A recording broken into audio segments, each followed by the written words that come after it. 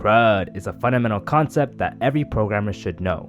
CRUD is an acronym for Create, Read, Update, and Delete, which is also known as the 4 basic operations of persistent storage, aka Web 2.0, which is also known as the social web focused on user-generated content.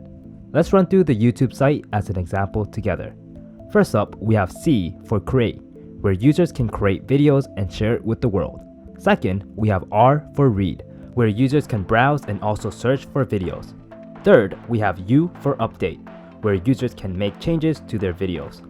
Lastly, we have D for Delete, where users can remove their own videos.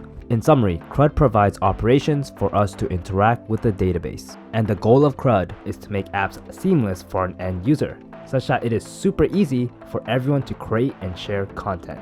That's CRUD in less than 1 minute. Thank you for watching. I hope you stick around as I will be teaching each method one by one in this free coding bootcamp.